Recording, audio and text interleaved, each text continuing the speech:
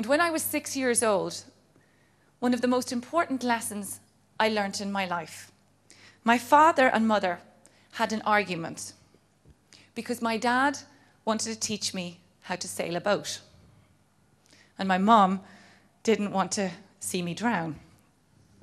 So we stood on the side of the lake, and my father held my hand, and he said, "Before you get into this little boat, I want you to stand here, and I want you to put your face up into the sun and close your eyes." And so I put my face into the sun and I closed my eyes. And he said, "Feel the wind in your face." So I did that. I hope you can see that. So then he puts me in the little boat. My mum is crying. She's very angry with my father. Very angry. And my dad gets in a motorboat and he takes the little sailing boat out into the middle of the lake. And he goes around and around and around. And then he pushes my little boat away.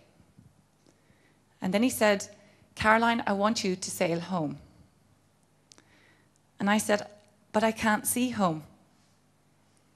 And he said, "Where was the wind in your face when you were standing at home?" And he said, "Now I want you to feel the wind in your face.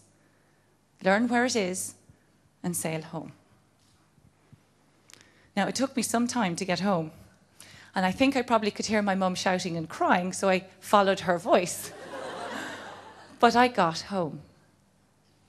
Much of how we live in life is to feel our way through life. Your gut instinct is like the wind in your face. Not anybody else can tell you what's right for you. Only you can. And that wind in your face is about believing. I believed I could get home. And I didn't focus on the fact that I couldn't see, because I didn't know I couldn't see. I used all my other senses and the wind that my father had taught me. So when I was asked at 15, just before we start leaving school, "What do you want to be?" I didn't know.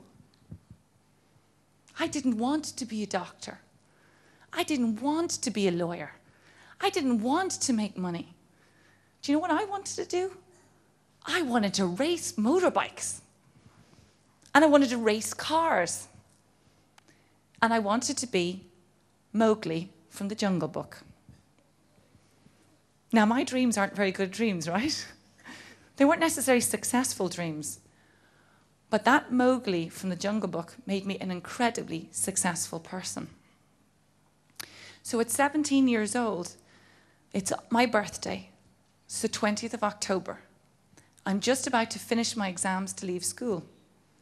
And my parents, knowing that I want to race cars and race motorbikes, give me one driving lesson for my birthday. Do you know how mad that is? I can't see to the end of a car. The really interesting thing is, when funny things happen in your life, they happen at a funny time. My little sister has exactly the same eye problem as I do. But when she was growing up, we talked about Hillary's eye problem because her eyes were very, very squiggly. And I used to think, poor Hillary. Hillary wants to be a pilot. Poor Hillary. However, I will race motorbikes. Poor Hillary. God, how mad am I?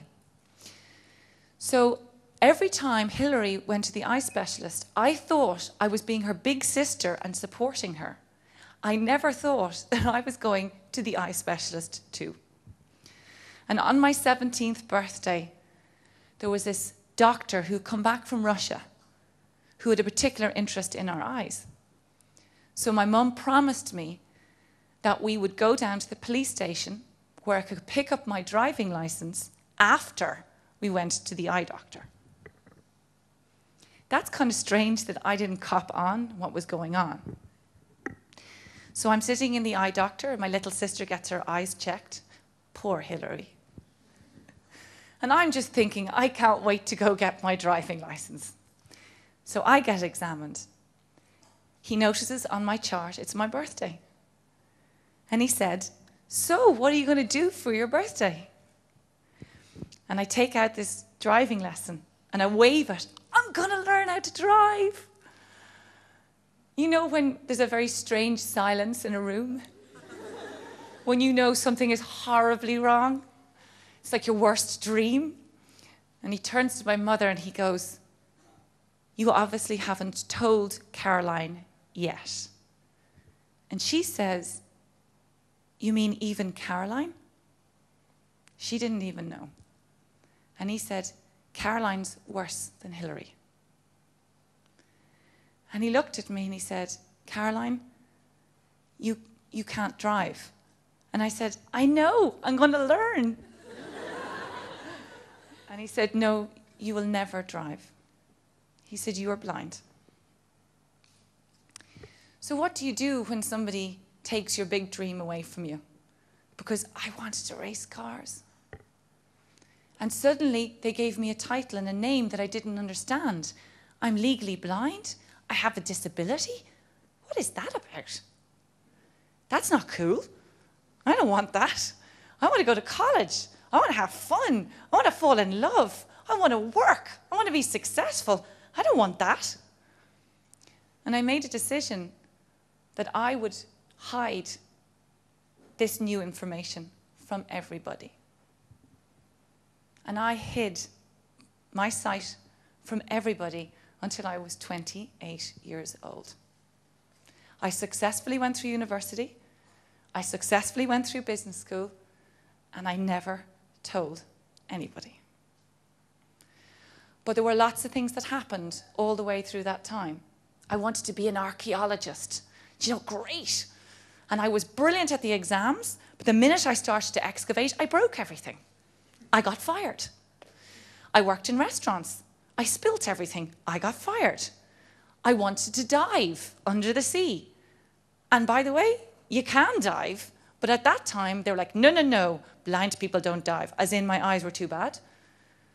By the way, I kept going to every single driving school to see if they would let me drive. And they would say, "Can you read the registration on the car?" And I'd be, "What car? I don't even see the car." All the things I wanted to do, all of the things I wanted to do, no, you can't, no, you can't, no, you can't. So I hid it, and I was funny. And I started to learn how to manage my way around. I'd always find a way to get myself into the right place at the right time.